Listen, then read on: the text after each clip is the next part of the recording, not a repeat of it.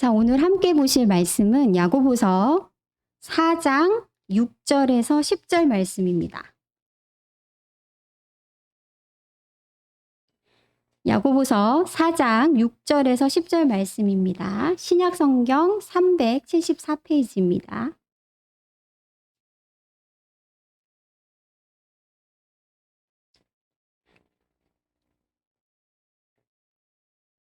야고보서 4장 6절에서 10절을 한 절씩 교독하도록 하겠습니다. 그러나 더욱 큰 은혜를 주시나니 그러므로 일러스되 하나님이 교만한 자를 물리치시고 겸손한 자에게 은혜를 주신다 하였느니라.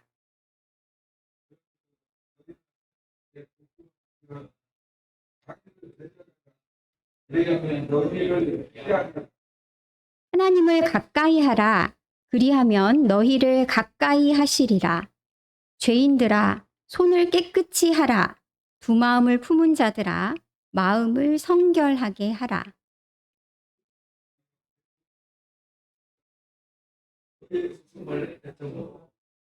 즐거움을 근심으로 받으시라. 10절 다 같이 읽도록 하겠습니다.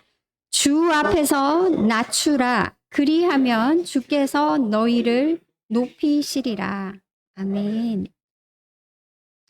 저희가 함께 야고보서를 살펴보고 있는 중입니다. 오늘 말씀은 4장 6절에서 10절 말씀인데요. 웃음을 애통으로 바꿀지어다 라는 제목으로 함께 말씀을 나누고자 합니다. 지난 시간에 4장 1절부터 5절까지의 내용을 잠시 기억을 더듬어 보도록 하겠습니다. 4장 1절에서 5절까지 속에서 야고보가 어떤 말씀을 전했냐면 우리 마음에 욕심과 믿음의 전쟁이 일어나는데 눈에 보이지 않는 그 전쟁에서 욕심이 승리해서 우리 마음의 자리에 자리 잡게 되면 우리 마음에 블랙홀과 같은 구멍이 생긴다라는 말씀을 지난 시간 저희가 함께 봤던 4장 초반부에서 야고보가 이야기했습니다. 블랙홀과 같은 마음에 구멍이 생기게 되면 이 욕심은 끊임없이 가져도 채워지지 않는다라는 말씀을 드렸습니다.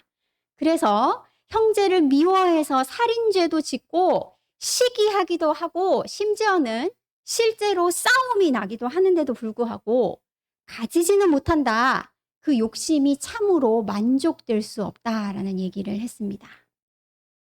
욕심이 마음의 중심에 주인이 되면 또 어떤 일이 일어난다라고 했냐면 우리는 세상의 것을 갈망해서 날마다 염려하고 걱정하게 됩니다. 무엇을 먹을까? 무엇을 마실까? 무엇을 입을까? 하나님 아버지가 우리 아버지 되심에도 불구하고 날마다 근심과 걱정과 염려에서 벗어나지 못한다라는 말씀을 드렸습니다. 근데 여러분, 지난 시간 말씀 끝부분에 아주 무서운 말씀도 함께 등장했습니다. 그냥 다만 우리 마음의 욕심이 주인이 돼서 우리 삶을 끌어가는 것이 단순한 문제가 아니라 야고보는 무엇이다 라고 얘기했냐면 세상과 친구가 되려 하여 하나님과 원수되는 것이다 라고 얘기했습니다. 또 다른 말로 야고보는 간음하는 죄를 짓는 것이다 라고까지 이야기합니다. 우리 마음의 욕심이 주인이 되어 세상의 것을 갈망하면서 걱정, 근심하며 살아가는 모습은 하나님 아버지를 두고 세상을 사랑하는 간음죄와 같다라는 무서운 메시지를 야고보가 전했습니다. 오늘 말씀 속에 야고보는 무엇이라고 얘기하냐면 그러나 더욱 큰 은혜를 주시나니 라는 말씀으로 오늘 말씀을 시작합니다. 여러분, 하나님을 배신하고 간음죄를 지은 사람들에게는 어떤 형벌이 마땅하다라고 성경이 이야기합니까? 신명기서 4장 23절에서 24절 말씀입니다. 너희는 스스로 삼가 너희의 하나님 여호와께서 너희와 세우신 언약을 잊지 말고 내 하나님 여호와께서 금하신 어떤 형상의 우상도 조각하지 말라. 내 하나님 여호와는 소멸하는 불이시오 질투하시는 하나님이시니라. 우리 마음의 욕심이 우상이 되어서 세워집니다. 세상의 것이 날마다 갈망하고 세상의 것을 사랑하여 걱정과 근심이 우리의 마음을 가득 채우고 있습니다. 그것은 우상을 세우는 것과 마찬가지의 죄입니다. 신명기서 3장 속에서 무엇이라고 얘기합니까? 하나님은 소멸하는 불이시니라. 질투하시는 하나님이시다라고 선포하고 있습니다.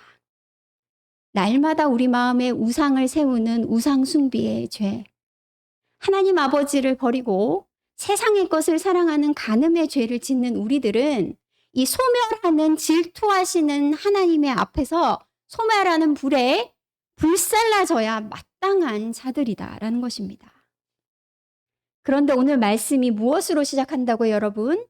그러나 더욱더 큰 은혜를 주시나니 라는 말씀으로 오늘 말씀이 시작됩니다.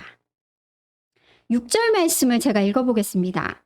그러나 더욱 큰 은혜를 주시나니 그러므로 일러스되 하나님이 교만한 자를 물리치시고 겸손한 자에게 은혜를 주신다 하였느니라. 오늘 말씀 속에서 이 하나님께서 주시는 더욱 큰 은혜, 심판받아 마땅한 자에게 주시는 이 더 큰 은혜는 누구에게 임한다라고 오늘 본문이 얘기하냐면 겸손한 자에게 임한다라고 말씀을 전하고 있습니다. 야고보가 오늘 본문 이 6절 속에서 이 인용한 말씀, 하나님이 교만한 자를 물리치시고 겸손한 자에게 은혜를 주신다라는 말씀은 잠언서 3장 말씀을 인용한 것입니다. 잠언서 3장 34절의 말씀을 야고보가 인용하고 있는 것인데요. 저희가 성경 말씀, 신약 성경을 이렇게 설교를 들으면서 여러분들도 여러 번 보아서 아시겠지만 신약 성경 저자들이 무엇인가 구약 성경을 가지고 와서 인용할 때에는요. 그 구절만 보는 것이 아니라 그 구절이 등장하는 전체 더 넓은 글의 흐름을 봐야 합니다.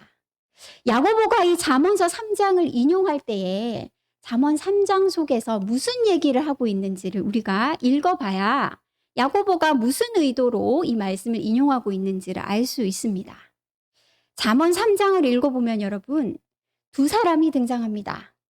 교만한 자와 겸손한 자가 등장합니다. 잠언서 3장 5절과 7절 말씀을 제가 한번 읽어보겠습니다. 너는 마음을 다하여 여호와를 신뢰하고 내 명철을 의지하지 말라. 스스로 지혜롭게 여기지 말지어다. 잠언서에는 이 두 사람, 겸손한 자와 교만한 자가 등장하는데 교만한 자를 잠언이 뭐라고 부르냐면 스스로 지혜롭게 여기는 자다라고 얘기합니다. 스스로 지혜롭게 여긴다라는 게 무엇을 얘기할까요? 아, 내가 참 똑똑해, 잘났어, 뭐 이렇게 스스로 잘난 척하는 걸 얘기하는 걸까요? 스스로 지혜롭게 여긴다라고 하니 아, 나는 정말 잘났어 라고 잘난 척하는 자, 으스대는 자를 말하는 것입니까? 잠언서에서 말하는 스스로 지혜롭게 여기는 교만한 자가 누구인지를 알기 위해서는 그 반대에 서 있는 겸손한 자가 어떤 사람인지를 살펴보면 됩니다. 잠언서에 등장하는 겸손한 사람은 하나님께 나아가서 지혜를 구하는 사람입니다. 하나님께 지혜를 주십시오라고 구하는 사람이 겸손한 사람이다라고 얘기합니다. 잠언서 속에 이 사람이 구하는 지혜에 대해서 뭐라고 설명하고 있는지를 한번 읽어보겠습니다. 잠언서 3장 18절인데요. 지혜는 그 얻은 자에게 생명나무라. 지혜를 가진 자는 복되도다. 잠언이 얘기하는 겸손한 자는 그럼 어떤 사람을 얘기하는 겁니까? 아까 설명한 것처럼 하나님께 나아가서 지혜를 구하는 사람인데 지혜가 무엇이다 라고 합니까? 생명나무라. 하나님께 구하는 그 지혜, 하나님께 나아가서 얻는 그것이 나의 생명임을 알고 날마다 그 생명나무에 나아가서 생명나무 열매를 따먹는 아담과 같은 사람. 그 자가 겸손한 사람이다 라고 얘기하는 겁니다. 날마다 내 오늘의 하루의 삶을 위한 이 생명을 하나님의 생명나무 앞에 나아가서 그 열매를 따먹고 구해서 공급받는 사람, 그 사람이 겸손한 사람이다라는 겁니다. 그러면 여러분, 아까 질문으로 돌아가 보겠습니다. 스스로 지혜롭게 여기는 교만한 사람은 누구입니까? 나 잘났어 라고 잘난 체 하는 사람이 아니다 라고 얘기했습니다. 누가 교만한 사람입니까? 구하지 않는 사람입니다. 아담 이야기 속에 등장하는 두 개의 나무가 있습니다. 생명나무와 또 어떤 나무가 있습니까? 생명나무 옆에 선악과가 있습니다. 선과 악을 알게 하는 나무입니다.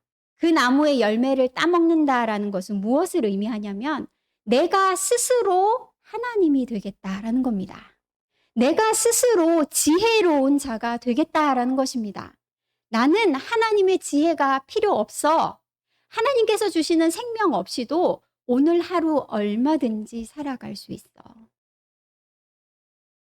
여러분, 잘 기억하셔야 됩니다. 잠언이 경계하고 있는 교만한 자는 나 잘났다고 으스대는 사람을 얘기하는 것이 아니라, 물론 그것도 맞겠죠. 근데 그렇다라고 생각하면 나는 아닌데 라고 팔짱 낄 수 있습니다. 나는 잘난 척 안 하는데. 근데 여러분, 잠언 말씀을 보면 하나님께 나아가서 오늘도 나에게 생명 열매를 주십시오. 하나님, 오늘도 나에게 지혜를 주십시오 라고 구하지 않고도 이 하루를 살아가는 사람. 하나님께 나아가서 구하지 않고도 매일매일의 삶을 충분히 아무렇지 않게 살아가는 사람, 그 사람이 바로 교만한 자다라고 잠언이 이야기하고 있는 겁니다. 야고보는 이러한 잠언의 말씀을 인용하면서 무엇이라고 얘기합니까? 겸손한 자에게 하나님이 은혜를 내려주신다라고 합니다. 하나님께 날마다 나아가서 생명나무의 열매를 따먹듯이 오늘도 나에게 생명을 주십시오. 오늘도 나에게 하나님의 지혜를 부어주십시오. 하나님, 오늘도 나에게 성령의 충만함을 부어주십시오라고 구하는 자가 바로 은혜를 입을 수 있는 겸손한 자다라고 오늘 본문이 이야기하고 있는 것입니다. 자, 7절부터 10절까지 말씀이 이어지는데요.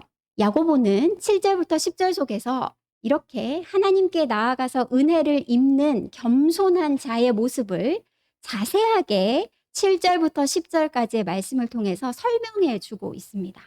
같은 이야기를 하고 있는데 조금 더 자세하게 풀어서 설명해 주고 있는 것이 7절부터 10절의 말씀이다라고 하겠습니다. 이 성경 저자들이 주로 사용하는 구조들이 있지 않습니까? 제가 여러 번 언급한 교차 대꾸법 구조라는 것도 있었는데 또 잘 사용하는 것이 뭐냐면 수미쌍관입니다. 시작과 끝에 같은 얘기로 시작하고 끝을 같은 얘기로 결말 맺는 것인데요. 7절 시작과 10절 끝이 같은 얘기로 시작되고 끝맺습니다. 시작이 무엇이냐면 하나님께 복종할지어다. 하나님께 순종할지어다 라는 말씀입니다. 이 말씀과 이 말씀으로 시작했다면 끝은 어떻게 끝나는지 한번 볼까요? 우리 주 앞에서 낮추라 라는 말씀으로 끝냅니다. 동일한 말씀으로 시작하고 동일한 말씀으로 끝냅니다. 하나님 앞에 겸손하라 라는 말씀입니다. 주께 복종하라, 주 앞에서 낮추라, 같은 말로 시작하고 같은 말로 끝맺고 있습니다. 이제 가운데에 있는 이 내용 부분을 살펴볼 텐데요, 여러분. 서로 짝을 이루고 있는 세 쌍의 명령문이 등장합니다. 두 개씩 짝을 잇는 것이 세 쌍이 등장하는데요. 첫 번째 쌍을 한번 볼까요? 첫 번째 쌍을 제가 읽어보겠습니다. 마귀를 대적하라, 그리하면 너희를 피하리라. 하나님을 가까이 하라, 그리하면 너희를 가까이 하시리라. 이것이 첫 번째 쌍입니다. 이 두 명령문이 연결되어 있는 하나의 쌍입니다.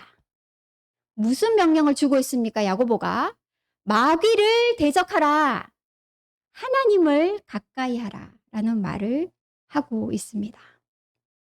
여러분이 마귀를 대적하라 라는 말이 뭘까요? 마귀를 대적하라. 마귀를 대적하라라는 말씀이 등장하는 신약 성경 말씀 하나를 제가 읽어보겠습니다. 에베소서 6장 11절입니다. 마귀의 간계를 능히 대적하기 위하여 하나님의 전신갑주를 입으라. 오늘 야고보는 마귀를 대적하라라고 얘기했는데 에베소서를 읽어보면 같은 말을 다르게 표현합니다. 마귀의 간계를 대적하기 위하여 하나님의 전신갑주를 입으라라고 얘기합니다. 야고보가 여기서 얘기하는 마귀를 대적하라라는 건 마귀야 나와 싸우자라고 권투하라는 얘기가 아닙니다. 무슨 얘기라면 마귀의 간계를 파악하고 그것에 넘어가지 않도록 든든히 서라라는 얘기입니다. 마귀의 간계가 뭡니까, 여러분? 우리 지난 야고보서 4장 앞부분에서 배웠습니다. 마귀의 지혜, 짝퉁 지혜에 대해서 배웠습니다, 여러분. 마귀는 이 세상의 기준을 사용하고 내 육을 사용해서 나를 속입니다. 네가 지금 가지고 있는 게 충분하다고 생각해? 무슨 일이 앞으로 생길지 어떻게 알아? 네가 지금 가지고 있는 그걸 주려고? 미쳤어? 너를 위해서 쌓아둬야지. 그걸 왜 포기해? 너 옆에 있는 저 사람 한번 봐봐. 그 사람하고 비교하면 너는 초라하지 않아? 네가 지금 이루고 있어야 되겠어? 더 쌓아둬야지? 마귀는 세상의 기준을 사용해서 나의 육체를 자극하면서 내 안에 욕심이 왕이 되도록 만듭니다. 그것을 마귀의 지혜라고 부릅니다.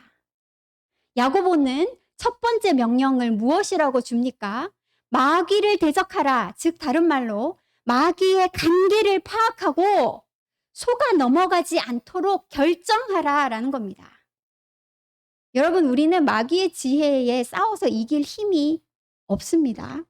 그래서 에베소에서 아까 마귀의 간계를 대적하기 위해서 무엇하라라고 에베소에서 얘기했습니까?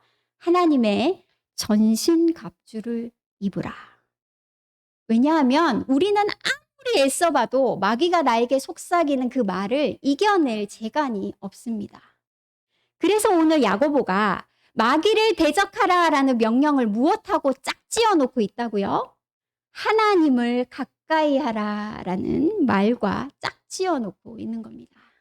마치 어두움이 빛이 다가오면 더 이상 머물지 못하고 쫓겨가 버리는 것처럼 우리가 하나님께 가까이 나아가게 될 때 오늘 본문이 뭐라고 얘기합니까? 하나님을 가까이 하라. 그리하면 너희를 가까이 하시리라. 우리가 하나님께 가까이 나아갈 때 빛 대신 하나님께서 우리에게 가까이 다가오십니다. 그러면 어두움과 같은 마귀의 지혜가 순식간에 나를 피해 도망가게 되는 겁니다. 나에게 속삭여서 내 중심에 욕심이 주인이 되게 만들던 그 마귀의 간계가, 마귀의 지혜가 나를 떠나가게 됩니다. 내 힘으로 발버둥 쳐서 되는 게 아니고요. 어떻게 할 때만 가능하다고 그랬습니까? 하나님께 가까이 갈 때에, 빛에 가까이 나아가게 될 때에 어두움의 역사, 마귀의 간계는 나를 떠나가게 됩니다. 첫 번째 쌍의 명령문을 저희가 함께 살펴봤다면 두 번째 쌍을 이루는 두 명령문을 같이 살펴보도록 하겠습니다. 죄인들아, 손을 깨끗이 하라. 두 마음을 품은 자들아, 마음을 성결하게 하라. 요 두 명령이 짝을 이루고 있습니다. 죄인들아, 손을 깨끗이 하라. 두 마음을 품은 자들아, 너희들의 마음을 성결하게 하라라는 명령이 두 번째 짝으로 등장하고 있습니다. 여러분, 여기 등장하는 깨끗이 하라, 성결하게 하라라는 이 구절, 이 단어들은요, 어디에 등장하냐면 구약 성경 속에 아주 자주 등장하는 단어들입니다. 특별히 언제 등장하냐면 하나님의 제사를 위해 하나님의 제사장들이 하나님의 임재가 있는 곳으로 가까이 나아갈 때 무엇을 해야 됩니까? 몸을 깨끗하게 씻고 짐승의 피로 그의 더러움을 성결하게 하고 하나님께 나아갑니다. 여기에 등장하는 손을 깨끗이 하라, 마음을 성결하게 하라라는 요 두 단어는 하나님의 임재 앞에 나아가는 사람들이 준비해야 되는 모습을 표시하는 단어입니다. 하나님께 가까이 나아가게 될 때 우리는 무엇을 맨 처음 발견하게 됩니까? 빛으로 가까이 나아가게 될 때 우리는 무엇을 먼저 발견하게 됩니까? 내 몸에 묻은 더러움을 발견하게 됩니다. 내 안에 욕심이 주인이 되어서 그것을 채우고자 애쓰며 살아가는 동안에 내 옆에 있는 사랑하는 형제들에게 상처 주며 살아갔던 내 더러운 손이 그 앞에 드러나게 됩니다. 세상의 것을 사랑하고 갈망해서 그것이 채워지지 않아 불안해하며 염려하며 걱정하며 살아오는 하나님과 세상으로 마음이 둘로 나뉘어진 나의 더러운 마음, 간음하는 마음이 하나님 앞에 가까이 나아갈 때 드러나게 됩니다. 여러분, 이 더러운 손, 이 더러운 마음을 우리가 무엇으로 어떻게 깨끗하게 하고 성결하게 할 수가 있습니까? 물로 씻을 수가 있습니까? 짐승의 피로 깨끗하게 할 수가 있습니까? 오늘 말씀 속에 세 번째 명령의 쌍이 등장하고 있습니다. 9절입니다. 슬퍼하며 애통하며 울지어다. 너희 웃음을 애통으로 너희 즐거움을 근심으로 바꿀지어다. 세 번째 명령의 쌍이 등장합니다. 하나님께 가까이 나아갔습니다. 그럴 때 마귀의 관계가 우리를 떠나갑니다. 나를 속이고 있던 마귀가 떠나갑니다. 하나님 앞에 이제 내 더러운 손과 내 간음하는 더러운 마음이 드러났습니다. 그때에 우리가 해야 되는 것이 무엇이다라고 본문이 이야기합니까? 우리의 웃음을 애통으로 바꾸어야 한다라고 얘기하고 있습니다. 이게 도대체 무슨 말일까요? 웃음을 애통으로 바꿀지어다. 예수님께서 가르쳐 주신 산상수훈에 이 웃는다라는 것이 무엇을 의미하는지의 힌트가 등장합니다. 산상수훈, 특별히 누가복음 6장 24절에서 25절인데요. 저희 좀 졸리기도 하고 하니까 한번 찾아서 읽어볼까요? 누가복음 6장 24절에서 25절입니다. 누가복음입니다. 누가복음 6장 24절에서 25절입니다.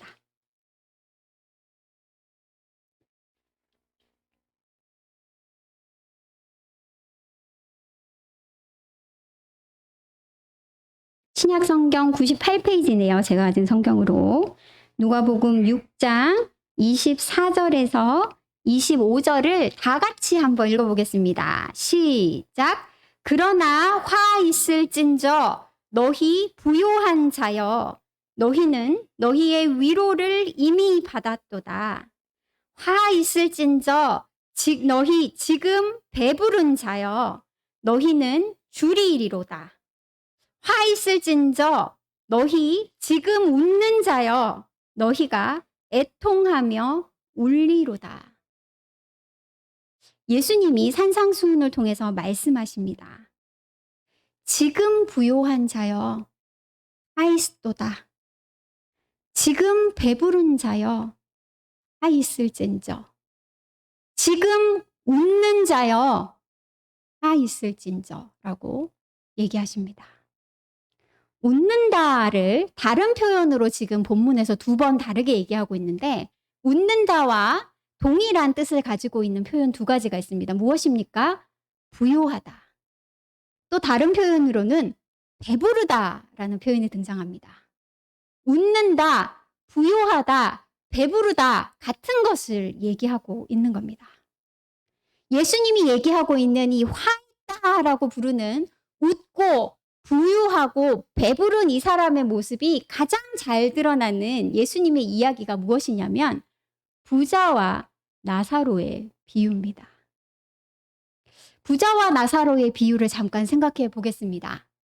그 이야기 속에 두 사람이 등장합니다. 부자가 등장합니다. 부자를 뭐라고 묘사하냐면요. 자색 옷과 고운 베옷을 입고 날마다 잔치를 벌였다라고 얘기합니다. 자색 옷은요. 자줏빛깔 나는 옷감으로 만든 옷인데요.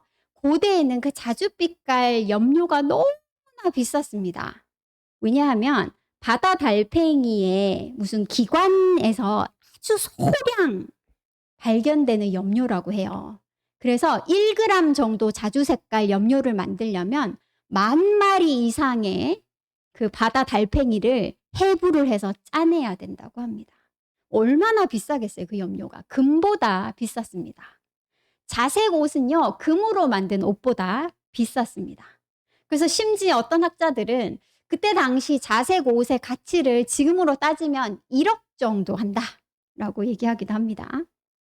자, 머리끝부터 발끝까지 자색으로 물들여진 옷을 입고 고운 베옷은 최고급 속옷을 얘기합니다. 고운 베옷을 입고 날마다 잔치를 벌이는 부자의 모습이 묘사되어 있습니다. 부자는 조금도 줄이지 않습니다. 조금도 목마르지 않습니다. 오늘 내가 살기 위한 빵 한 조각 주십시오라고 구해야 될 필요를 1도 못 느끼는 사람입니다. 1억이 되는 옷을 입고 휘황찬란한 자리에 앉아 잔치를 날마다 벌이는 사람이 누군가에게 내가 먹을 빵 한 조각 주십시오라고 구해야 될 필요를 느낍니까? 못 느낍니까? 전혀 느끼지 않습니다. 이 부자가 바로 예수님이 얘기하는 부유한 자입니다. 배부른 자입니다. 지금 웃는 자입니다. 하나님 앞에 나아가서 나에게 생명을 주십시오. 하나님 나에게 오늘 살아갈 수 있는 지혜를 주십시오라고 구해야 될 필요를 1도 못 느끼는 사람. 하나님 앞에 나아가서 구하지 않고도 오늘 하루를 충분히 아무렇지 않게 살아갈 수 있는 사람. 그 사람이 바로 예수님의 이야기 속에 등장하는 부자입니다. 나는 1억짜리 옷이 없으니 부자가 아니야? 예수님이 말씀하시는 이야기의 초점은 무엇입니까? 이 부자와 같은 마음을 가진 자는 부자다라는 겁니다. 내가 오늘 하나님께 나아가 생명을 구할 필요를 1도 못 느끼는 나는 이 이야기에 나오는 자색 옷을 입은 부자다라는 것입니다. 이야기 속에 또 다른 사람이 등장합니다. 나사로입니다. 나사로는 어떤 사람이다라고 묘사되고 있습니까? 부자의 상에서 떨어지는 부스러기를 먹고자 하되라는 표현이 등장합니다. 나사로는요, 자기 자신의 힘으로 자기 입에 들어갈 그날 먹을 빵 한 조각조차 벌 능력이 없는 사람입니다. 그 묘사를 읽어보면요, 온몸에 헌데 부스러기가 나서 개가 자신의 몸을 핥는 자로 표현됩니다. 나가서 일할 능력도 없고 건강도 안 되고 부자 상 옆에 엎드려져서 제발 그 빵 부스러기 조금만 주십시오라고 구걸해야만 그날 그 사람의 입에 먹을 것이 들어갈 수 있는 사람으로 그려지고 있습니다. 무엇을 얘기하고 있는 겁니까? 우리는 나사로가 돼야 된다는 겁니다.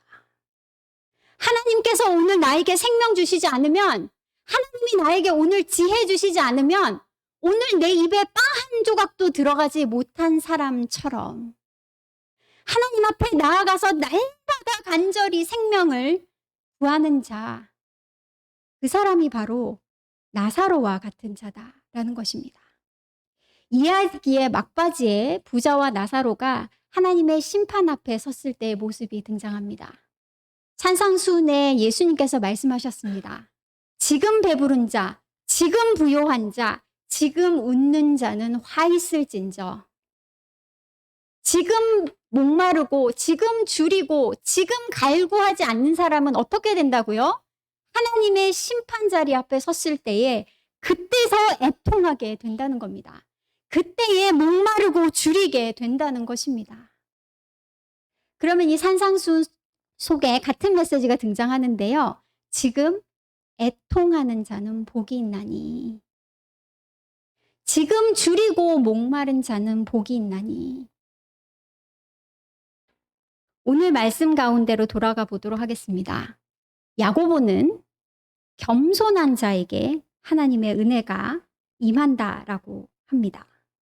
웃음을 애통으로 바꾸라라고 얘기합니다. 무슨 얘기입니까?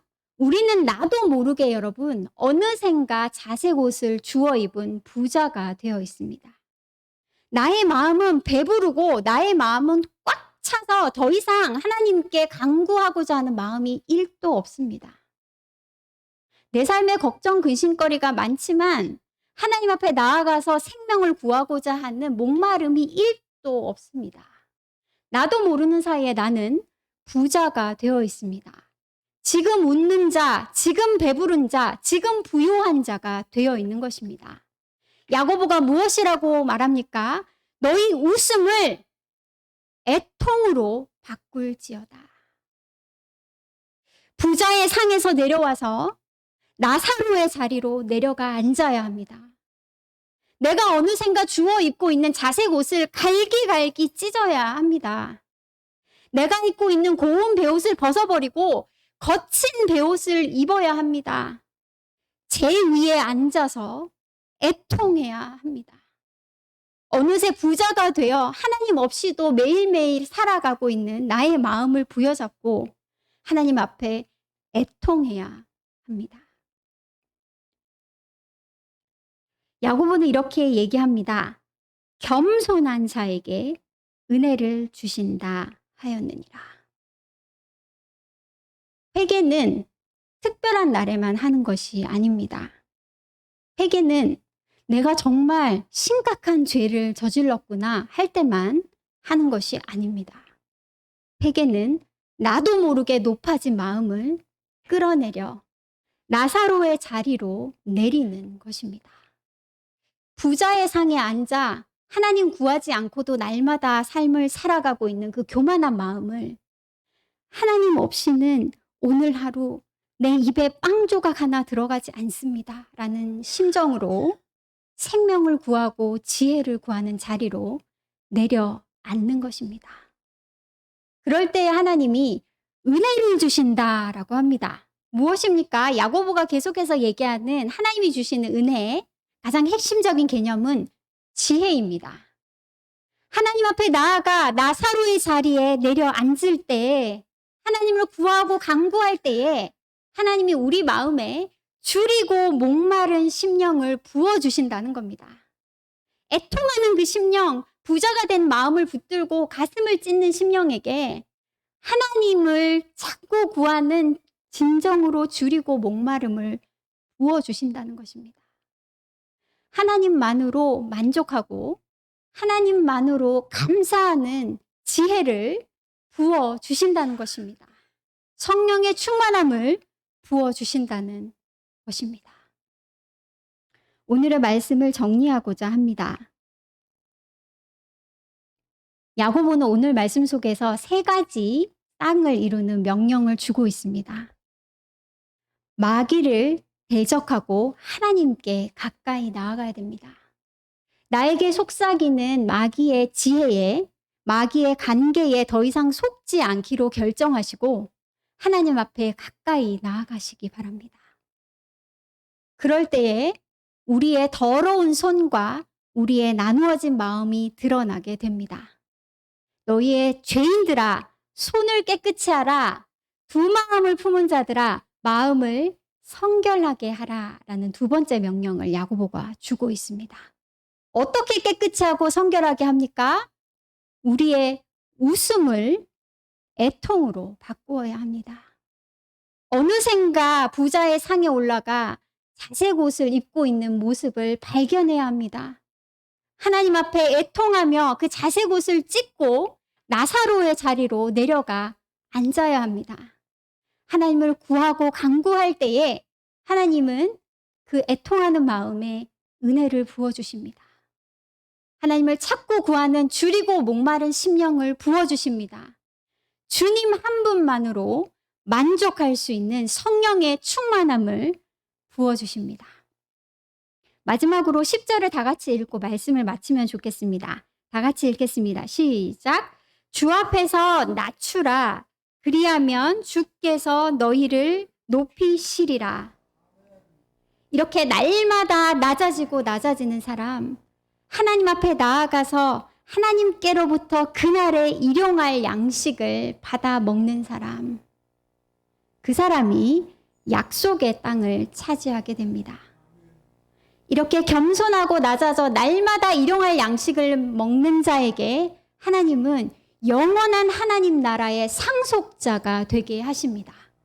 가장 높은 자리에 앉히실 것이다 라고 오늘 말씀은 약속하십니다. 이 말씀을 기억하시고 날마다 우리의 웃음을 애통으로 바꾸는 저와 여러분이 되시기를 간절히 소원합니다.